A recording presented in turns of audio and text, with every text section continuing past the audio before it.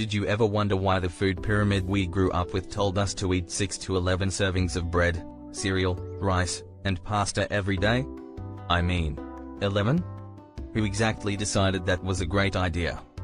Well, surprise, surprise, it wasn't based purely on health science. It was based on money, politics, and big industry profits. Let's break this down. First, we have to go back to 1977, when the US government first got heavily involved in telling Americans what to eat. This came from the McGovern Report, which warned that processed foods and refined sugars were causing skyrocketing rates of obesity and heart disease. Sounds reasonable, right? But here's where things got messy.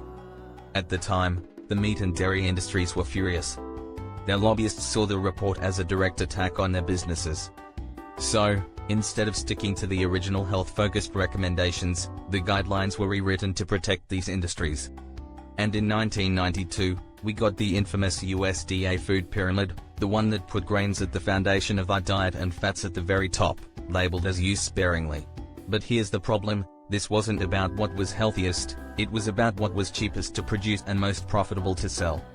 The subsidy game: the US government subsidizes certain crops, meaning, they literally pay farmers to grow them. And what's at the top of that list? Corn, wheat, and soy. Between 1995 and 2020, the US government handed out over $200 billion in subsidies for these crops alone. Source: Environmental Working Group. And where do those crops go?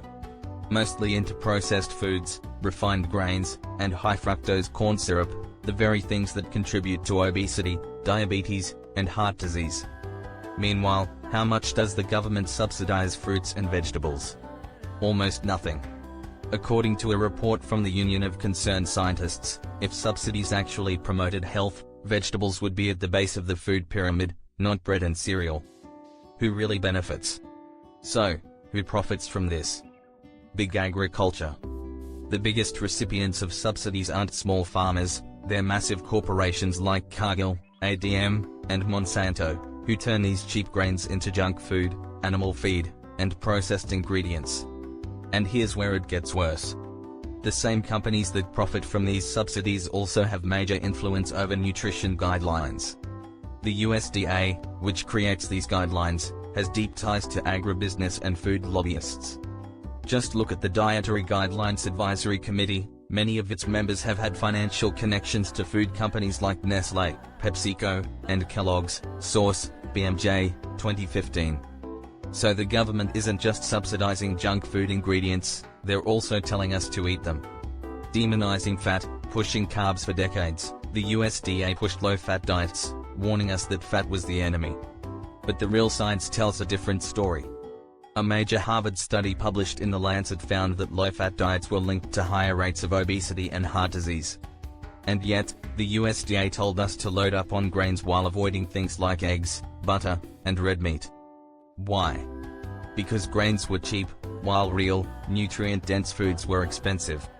In fact, documents from the 1960s show that the sugar industry literally paid Harvard researchers to downplay the risks of sugar and instead blame fat for heart disease. Source: JAMA Internal Medicine, 2016.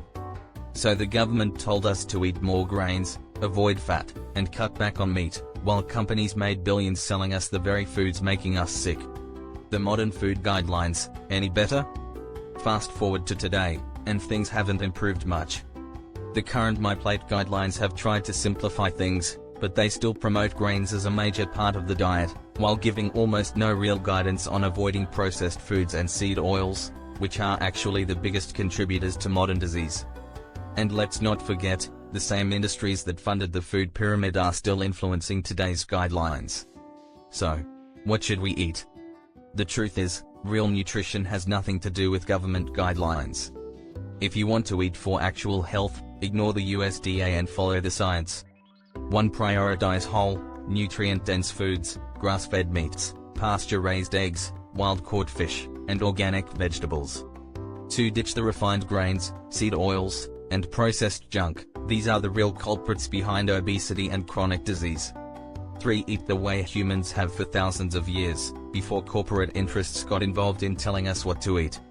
Because at the end of the day, the food pyramid was never about health. It was about business. So next time someone tells you to trust the experts on nutrition, just remember, those experts were funded by Kellogg's, General Mills, and Coca-Cola. Stay curious, question everything, and don't let bad science dictate your plate. Rocket, subscribe for more deep dives into health, nutrition, and the strange forces shaping our world.